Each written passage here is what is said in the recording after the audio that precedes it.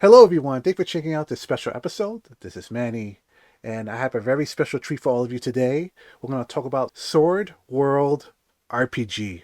And for those of you that may not recognize this slightly or it sounds familiar, this is Japan's probably oldest fantasy role-playing games. Like when I mean role-playing, I'm talking about like Dungeons and Dragons, like tabletop RPGs, since maybe '89. And am I correct about that?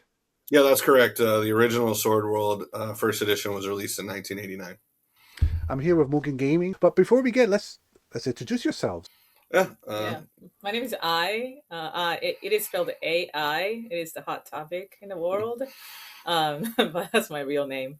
I'm the founder of the Mugen Gaming. I'm Japanese. I've been in the States, United States, for about 13 years. We started, we actually owned a retail shop here in Kansas City for 10 years. And then we started publishing business with the Mugen Gaming since 20, 16. Or the yeah, Mugen was 2023, I 2023. would say. Yeah, Yeah. 2023. Yeah. That's when we started publishing.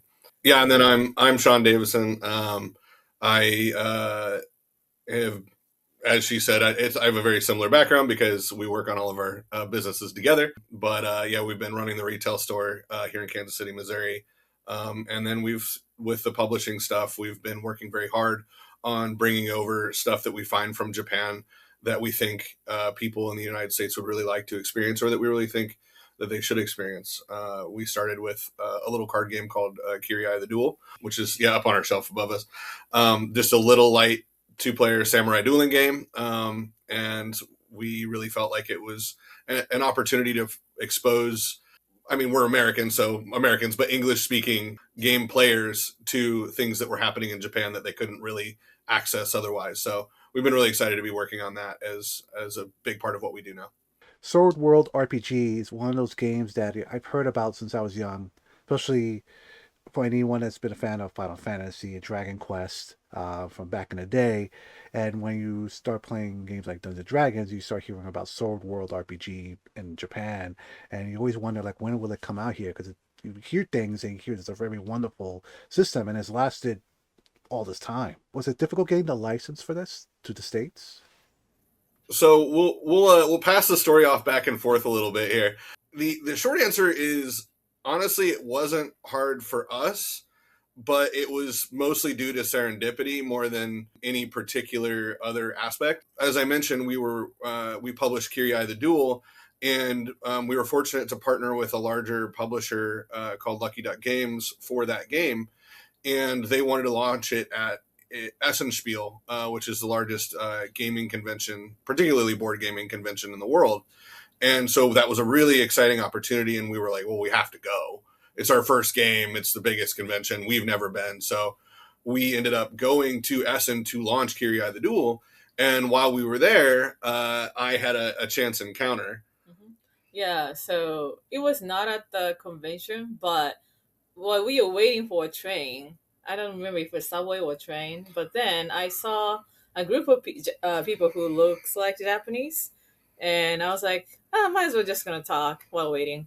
So I started talking to them, and then on that was actually Mr. Yasuda and his team from Group SNE visiting Essen. And while I was talking to them, they were like, "Yeah, I've been there for like the last 35 years." At the time, I was like, "Oh, it must be in a really established business." And then I heard the name Group SNE. I actually didn't know about the Group SNE until that time.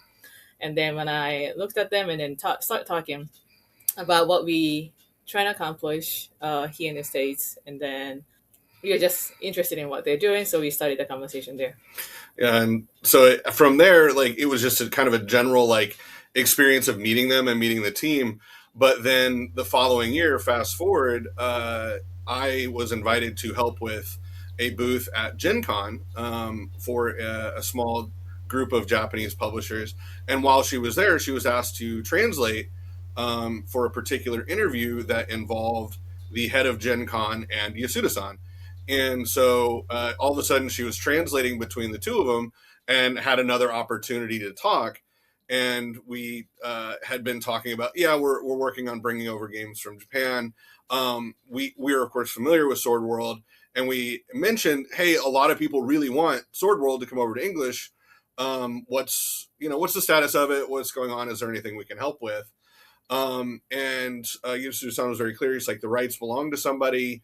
I'm sorry, but let's keep talking about other projects. And we're like, yeah, absolutely. There's Group SNE's done a lot of cool stuff. We're like, yeah, let's talk about any project that you think would be a good fit. We'll look at what we think will be a fit for the English market and stuff like that.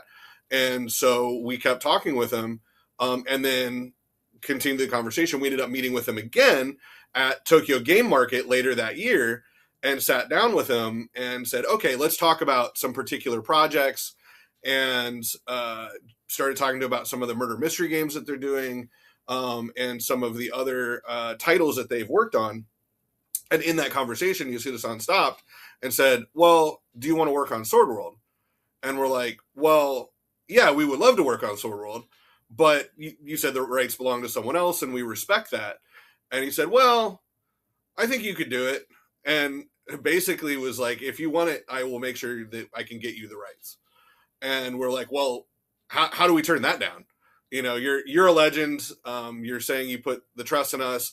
We think that, America and the English speaking RPG players would love to have Sword World. So it was like, yeah, we won't promise anything until we can confirm we can do it. But yes, we would absolutely love this opportunity.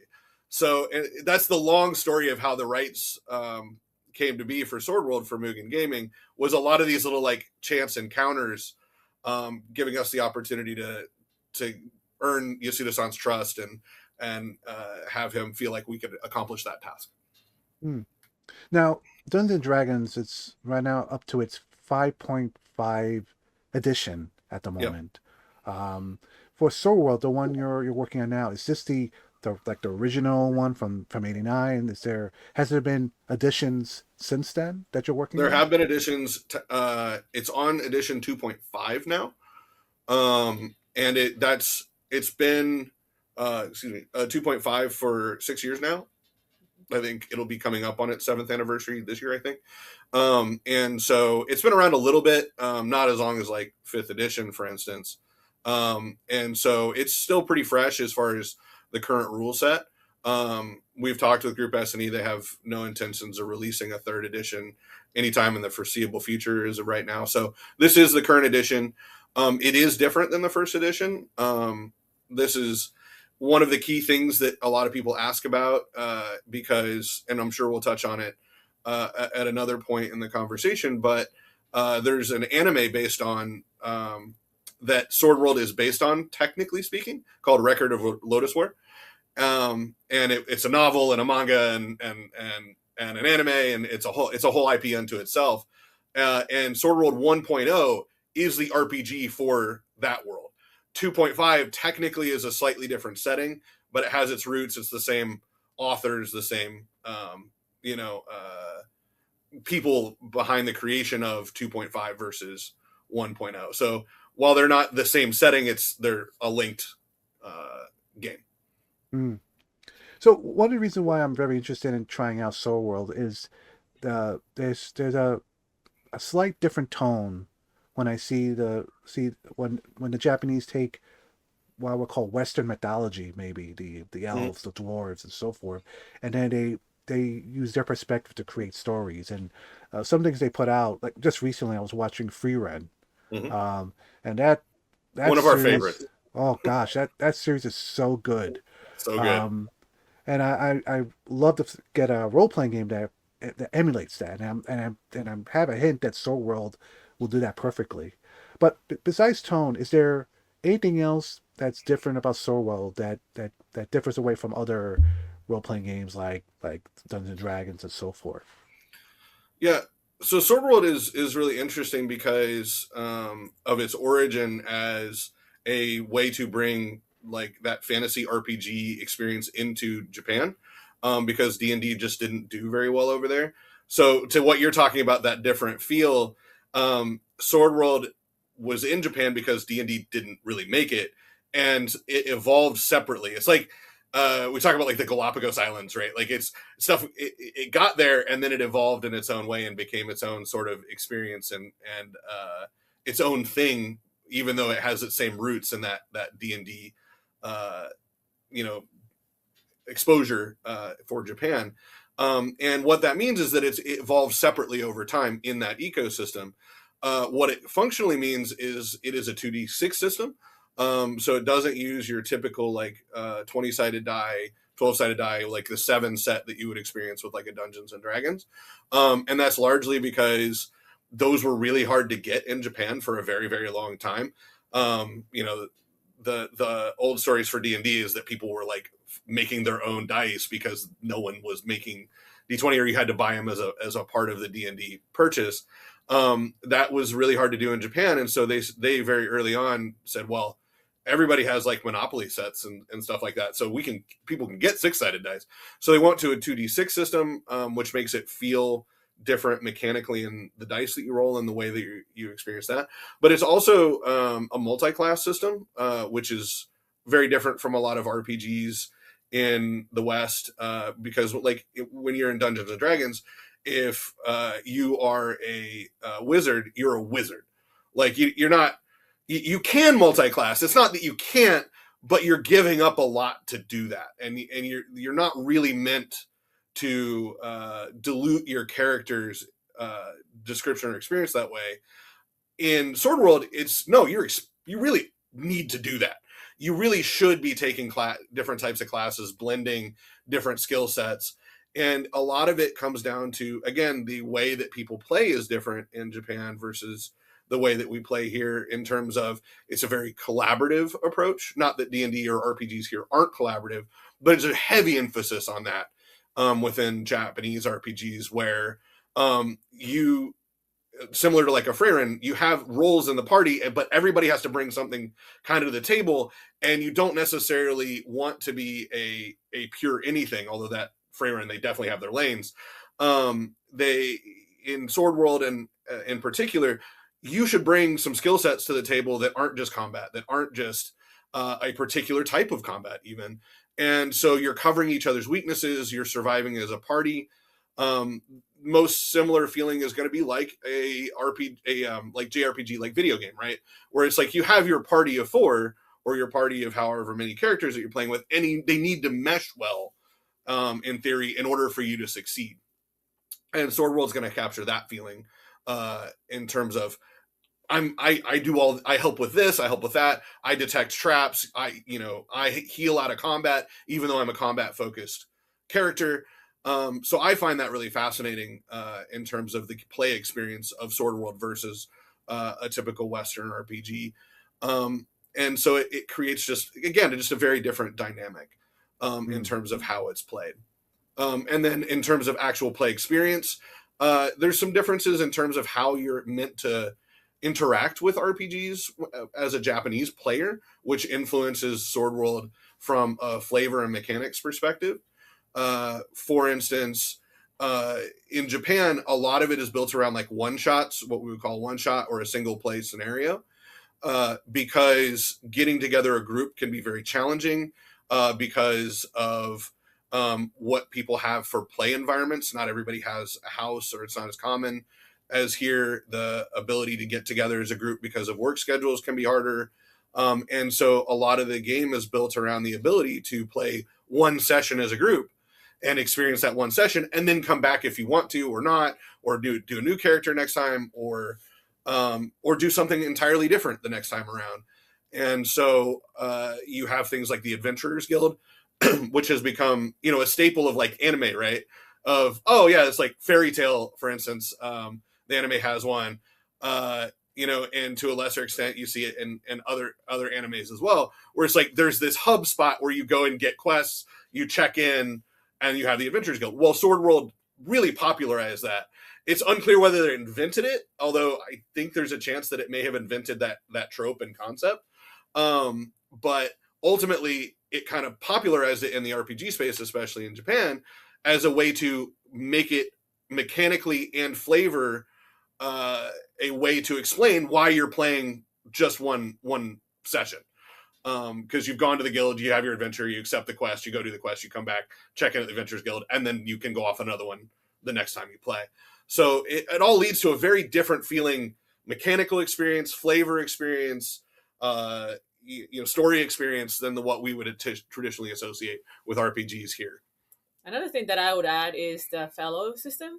So the Sword World has like a mini character sheet with it's called a fellow. So it is a your character that does like a simple stuff, and so Sean was mentioning about the party, the how everybody's role, and then having the multi skill is kind of important, and then a lot of people, a lot, not some people cannot make it to the session every time, let's say, but you can have the fellow character join the rest of the party and it kind of being the helpful character without being present.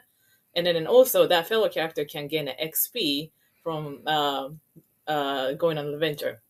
So even though the player is actually not playing and they present there, next time they come back, their character actually leveled up, and then other player can tell the story of what happened to that character, and that is really fun. Yeah, and it's mechanically baked into the system, which is really cool. Obviously, you can have your one of the players with like D&D take over somebody else's character. It's never quite the same. And one of the cool things that they've done with Sword World for a long time with that fellow system is they'll like publish fellows, and there are whole communities that share their character online.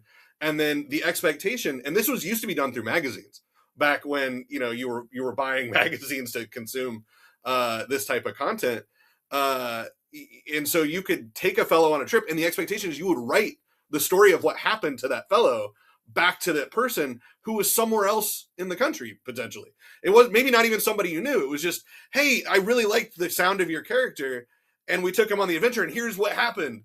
And so you got the experience of your character going off on adventures that you weren't present for, and then getting to hear about it.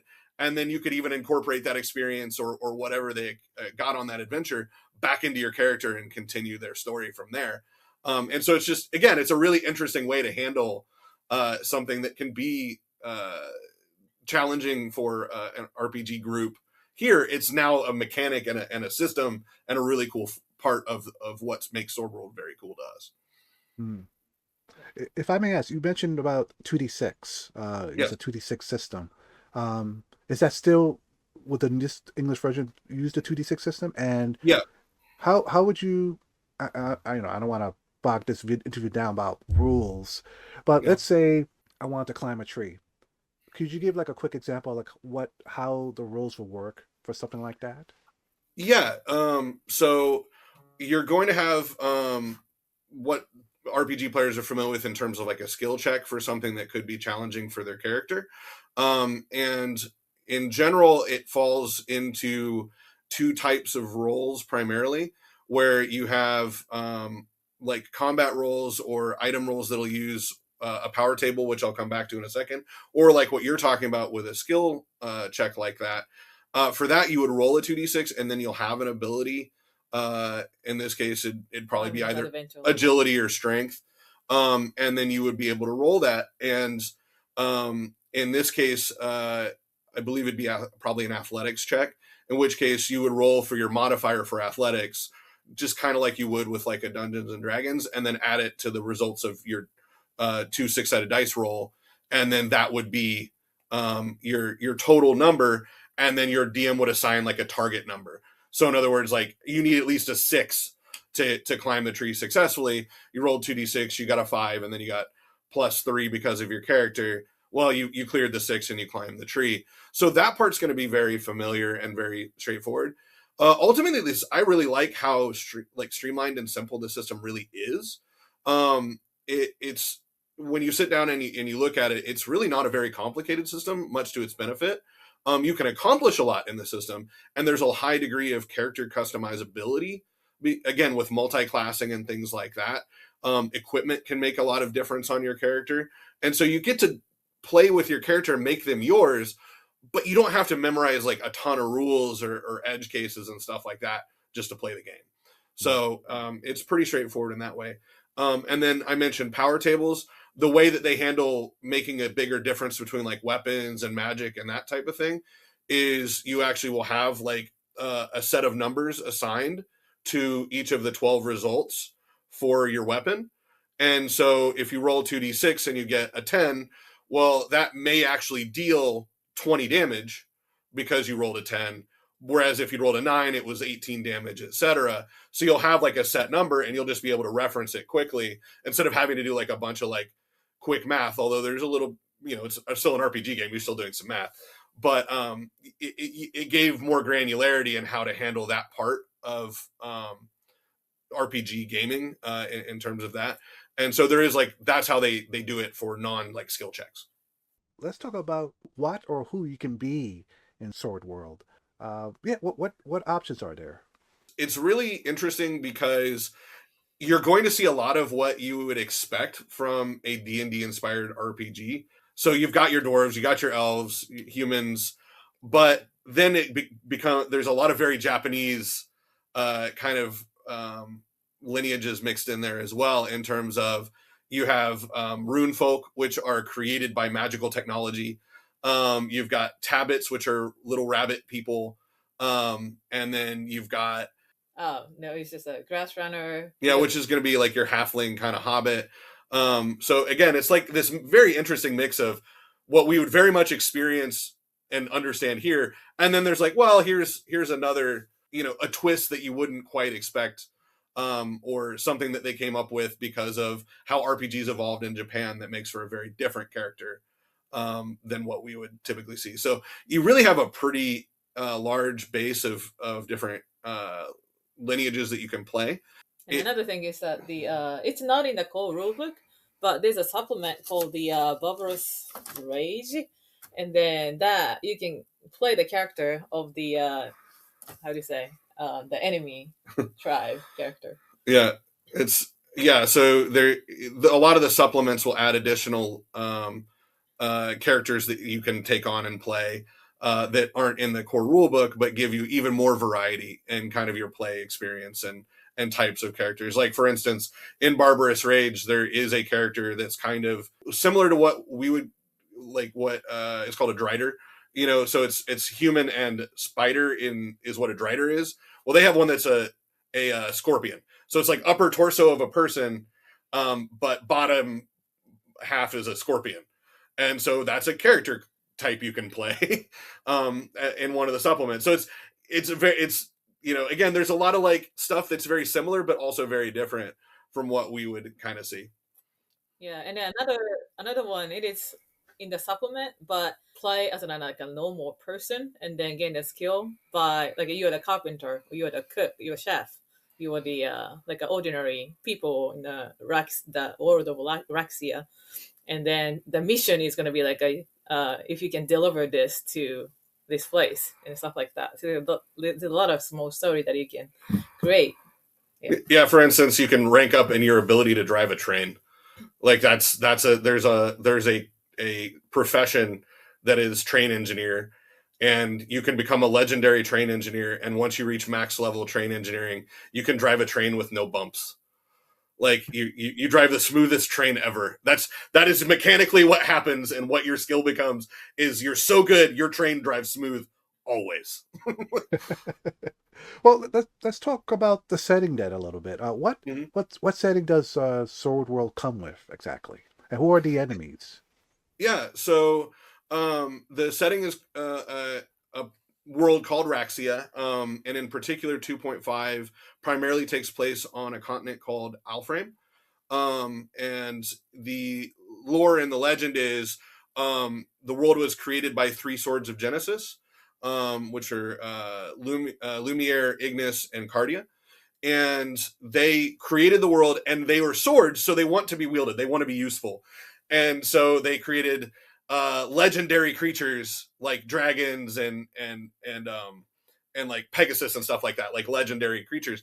But none of them cared about swords. So they're like, well, that didn't work. So then they created mundane creatures, and like a giraffe doesn't care about a sword. So they're like, well, what do we do now? So then they made humans, and humans eventually found the swords. And the first one that found it was a human named Lifos. And that person was like, well, I want the world to be a wonderful place that everybody would want to live in, and started spreading order and bringing kind of light into the world, and started allowing people to become who they wanted to be. And that's kind of where Lycans came from, where elves came from, dwarves, which you see kind of like in a lot of RPG establishing lore in the West. Like, oh, well, this is the origin of the dwarves. Like Lord of the Rings is very much like this, right? Where it's like the different, I believe it, I'm not as good on Lord of the Rings lore as I should be, but like the different like Maiar, I believe, are the ones that make the different races in Lord of the Rings. It's very similar to that. And then the second sword is found, and it's by somebody that really wants to dominate the world, the name of Dalcrim. And that sword, Ignis, is then used to warp and twist a lot of Dalcrim's army in order to empower them. And they take on like soul impurities, and it empowers them, it makes them more powerful, but also they become more violent, and they start enslaving people. And it's all because that's what Ignis wants out of the world. And so you start seeing a world that's developed into people that really just kind of want to live. You know, they want to live, they want to have a life that they are happy with, that they're safe, protected. And then you have the other side, which is what are known as the barbarous. And that's kind of where a lot of the primary conflict and a lot of the story comes from, is being with the like Alframian lineages or the barbarous lineages, and having a clash over it. So a lot of the conflict for players revolves around that in most of the typical stories and supplements. But with coming out in 1989, there's so and having evolved over time, there's so much like lore and so many different fascinating aspects of it. For instance, a key difference I find between like Raxian lore and world building versus like your Dungeons and Dragons Forgotten Realms is like magical technology is very embedded in the world, whereas in D&D it's very much meant to feel very like, you know, medieval fantasy up to a point with magic, and then you have artificers and you have this other technology aspect to it. But in Sword World there was a whole civilization that came up, and it became a world similar to ours. They had flying machines and trains and cars and everything else, and then it all came crashing down and was destroyed. But the remnants of that magical technology still exist in the world, and there are people who still know how to operate it.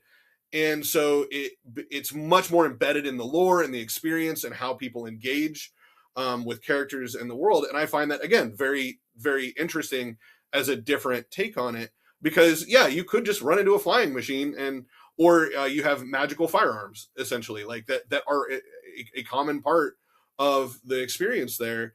You have robots that can follow you around, and while that's the technology to build them wholesale is lost, there's still a lot of that around that makes it for a very different flavor experience. And it's all because of the history of Raxia and how it came to be, and what civilizations rose and fell, and what they left behind. So you'll have whole ruins that are Magitech ruins that you dive into to find magical technology that you can use for your character, or that you can bring to the local city and help them. So it's a very fascinating world. Raxia is Alframe is a really cool place. You have floating islands that you can go visit, and there's just so many different cool things to experience in Raxia. So I adore it as a setting, and I think it's something that a lot of people will find really cool, especially if you love anime and you love that sort of Western, or not Western, Japanese fantasy sort of experience. If you've seen Final Fantasy, well, this evolved. All the storytelling elements evolved at the same time as Final Fantasy. They were bleeding into each other. Whereas like, people who were making Final Fantasy were very likely playing Sword World. The key artist, Amino Sensei, for Final Fantasy, was the key artist for Sword World 1.0. And so, if anybody's familiar with the legendary box cover of Final Fantasy VI, the Japanese box cover, that's Amino Sensei. Like he did all the key art for Final Fantasy. He did Sword World. So you get to experience like all this sort of Japanese fantasy experience as part of the world, as part of the lore. And that's really what Sword World kind of has helped evolve, helped create. And then you get to kind of experience what you've seen on screen in anime and in books with manga, etc. So I could go on and on. It's an endlessly fascinating thing. So let's go then talk about the art. So Yeah. there was a press release recently sent out from your company about the acclaimed anime director forgive me if I pronounce this wrong, Shunsuke Nakashige, who I know of from Sword Art Online, but I didn't Mhm. realize also he was also behind Solo Leveling, which Yep. is amazing. That's also amazing manhwa for anyone Hmm. that hasn't checked that out yet. Tell us about this. How did this happen? Yeah. So, yeah, we're first of all, we're super excited to be working with him. Legendary has done such cool stuff. In terms of how we were introduced, our experience was somewhat similar to like kind of how we met Yasuda-san in a certain way. We she primarily was helping talk to some people that were publishing an IP based game in Japan and kind of talking about game publishing, etc. And as part of that, um, became friends with one of the team members, and we just sort of stayed in contact with him, and have been talking about different aspects of the Japanese intellectual property industry because that was his specialization. And as we were friends, we just kind of kept talking, and we brought up after getting the rights to Sword World, we're like, yeah, we're working on Sword World, but we had discovered uh, that we didn't We're not gonna get the the upgrade. art rights were not coming with it because it's published in Japan by a book company called Kadokawa, which is the largest book company in Japan, and they own the art rights. So Group SNE, for the most part, didn't have the rights, although they have some art and some rights, but almost none of it we were going to have access to. And so we're like, well, we need an art director, and it was really important to us to get a Japanese art director. We talked to people here, and in order to make it a success, we would have possibly worked with a Western art director, but we really wanted to work with a Japanese art director, and we were so through her connections and through this friend of hers in Japan, well, a friend of mine too. We're friends. We've gone fishing together and all that good stuff. We're friends. But through that, we were like, hey, do you know anybody? And he started connecting us with different people. And one of those connections led to Shun, and led to that conversation. And it's really funny because it turns out that there is. I'd like to talk more about it later. There are some of the people we're talking to are under NDAs and other have reasons that they don't want to share their name. Hopefully yet, but they are very much helping us with this project. But they're people that are from the video game industry, from the anime industry, and several of them have a little RPG game that they play in together. And so we've been working with this group of people. Like Shun plays RPGs, which is amazing. So he's an acclaimed anime director, but he's also an RPG player, which is perfect for what we're doing. And there's a group of artists and video game professionals that have a game going, and they cycle in and out and stuff like that. And so it's just kind of really cool. And we're working with a few of them that we hope to announce later as well.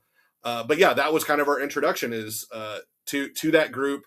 One of them, prior to meeting Shun, who I can't name him, but he's an amazing individual. We really love him. And we'll love to announce him later, but he's been a huge help in terms of connecting to different people in Japan. He's the one that introduced us to Shun. He's been helping us collaborate with the Japanese creative team over there as we bring new art to Sword World. So that's kind of the story of it. Both of you must be really excited about all these everyone that you're working with that is not just they're just great artists, but they're also very excited about this project that you're working on. Yeah, no, it's really cool. I'll admit that going into this, like we had known about Sword World before talking to Yasuda-san, and had an understanding of Record of Lodoss War. In fact, she remembered reading the novel Record of Lodoss War when she was a kid. Had no idea it was an RPG or an anime about it, but loved the book and remembered it very clearly. And so she's like, "Yeah, I know absolutely about this." And then we had heard of Sword World, had familiarity through my playing RPGs here, but again, there wasn't an English edition or anything like that. And so as we started like digging into Sword World, once we understood that Yasuda-san wanted us to have the rights, we're like, oh well, let's reach out, let's start talking about the project details of this. not just the concept of the IP and how important it is to people, but the project details. Who are we going to work with? What are they going to be doing, etc. And the more we talk to, like, the more it was like, oh yeah, I know about Sword World. Like, of course I do. And that was here and in Japan, where it's like, yes, of course it's legendary in Japan, but the fact that people are like, yeah, no, I absolutely want to work on that project. And it's so different than a lot of our experience, because the tabletop gaming industry, kind of around the world, but in the US and in Japan, is still kind of, we think of it as a big industry, but it really, when you go look at it versus other things, you know, it's not as big as a lot of other creative industries. And so we're like, oh, we're gonna have to like work hard to convince people, and we gotta sell them on the idea. Like, this is why you want to work on Sword World. None of that. It has been 100% everybody like, yes, I'm in. Tell me what I can do. And it was like, oh, this is very different than when we were working on board games, where we're like, hey, do you want to help us with the layout on this, or whatever. Yeah, it's very business like conversations. Whereas Sword World, like, yeah, let's do it. Let's go, and that was in Japan with them as well. It's like, yeah, we'd like to work on an RPG. Like, oh, okay. I can't imagine, it's starting to happen here a lot more with, like, you're looking at like what Critical Role is doing with their Amazon shows and stuff like that. But like, I feel like, 10 years ago, the idea of a director of a TV show here, like a hit TV show, the idea of them coming on and helping do art direction on an RPG here, you'd be like, what's going on? Why are they doing that? And it was so cool to be able to have Shun be like, yeah, of course, I'd love to work on that. So yeah, we're just very excited about it. Is there anything you would like to add, I?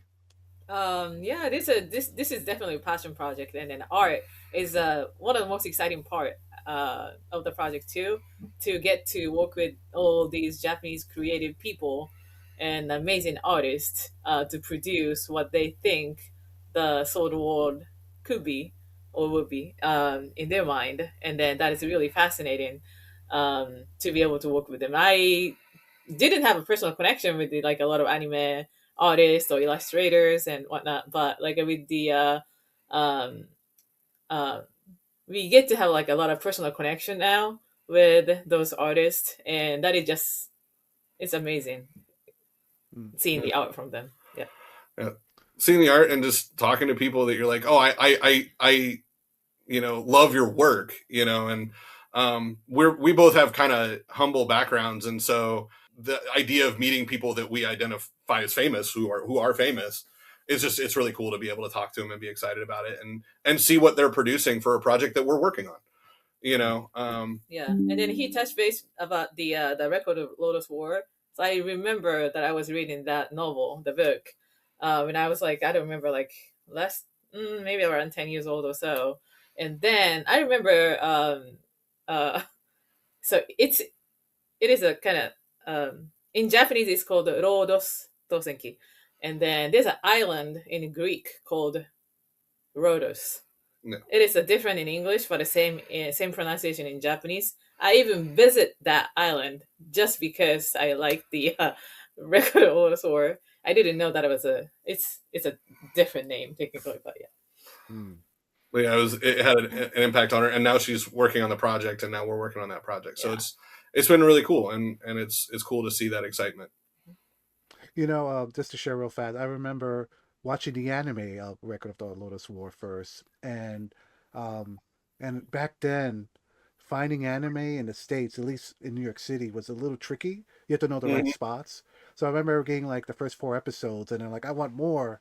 And then we got a little older, I started seeing some episodes, but then I noticed there was contradictions, and I realized, oh wait, this is another series that's Yeah. there was a second series that's more true to the books than what first came out, and that was, but that still holds a special place in my heart.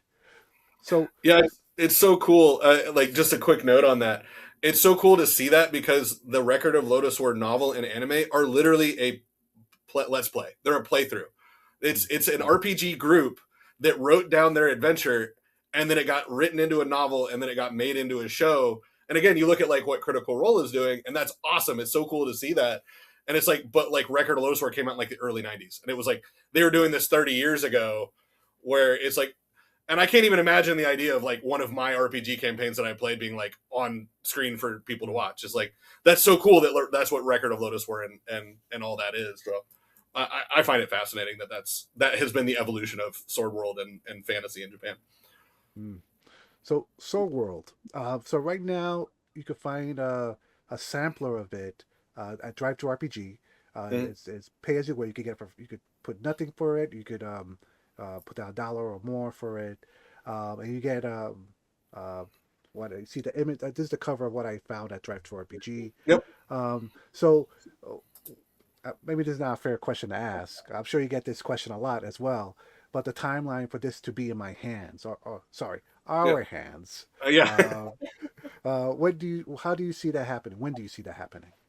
So we're working on trying to deliver this year. It's very tricky. RPGs are very difficult. There's just a lot that goes into it.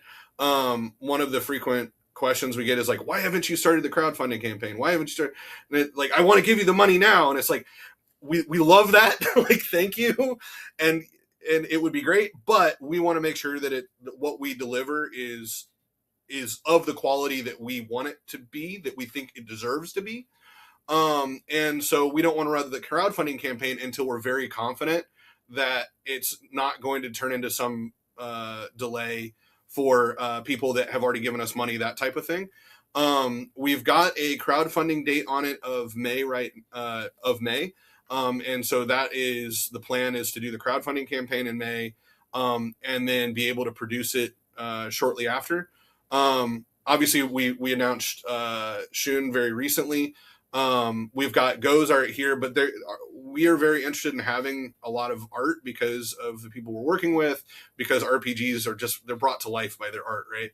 The world and the text is vastly important, but like people love to see the art as they're going through it, and we want to have that experience for them.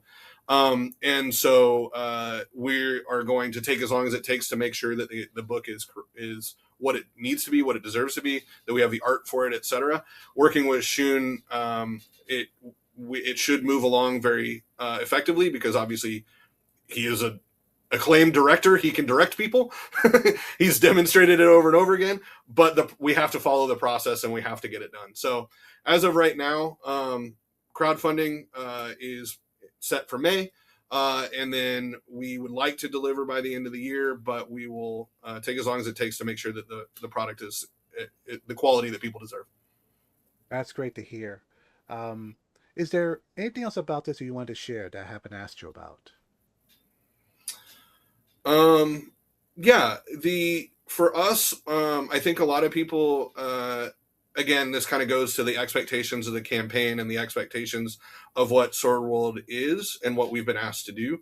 I'd like to talk, I guess, very briefly about what we've actually been asked to do, which is we've been asked to bring Sword World to English. And what that means is not strictly translating the book and just dropping it into the world. Yasuda-san has asked us to like help the RPG exist in English. And so for us, a lot of it is not just translating the deluxe rulebook. It's okay, alongside the rules, what else are players going to need?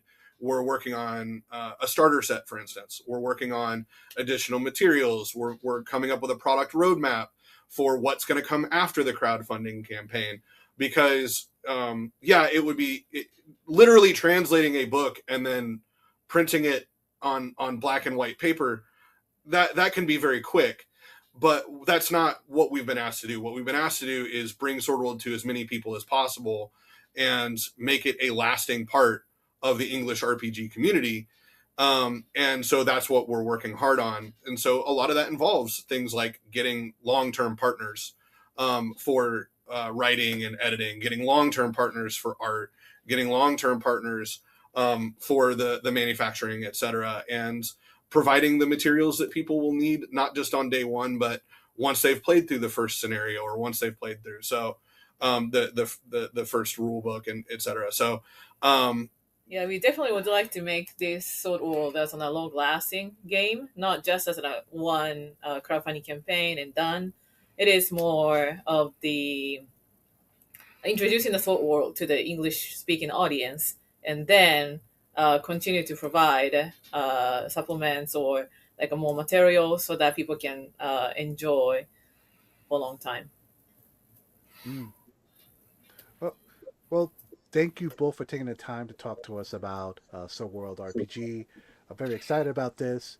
Uh, Viewers and listeners, I will put links in the description below of where you can find more information about their crowdfunding project, and I'll do my best to update the description should anything change about where you can purchase it, when it's available on their site, many months from now, and so forth.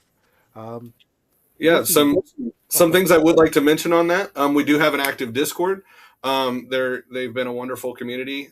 We love having them. People are invited to join, so they can find hopefully find links to that, or if they go to our website, they can find links to join our Discord and be a part of the community there. We announce a lot of stuff early there for our people that participate in that community. For instance, we announced Shun first in the private channel there, and so that's the best way to get beginning news.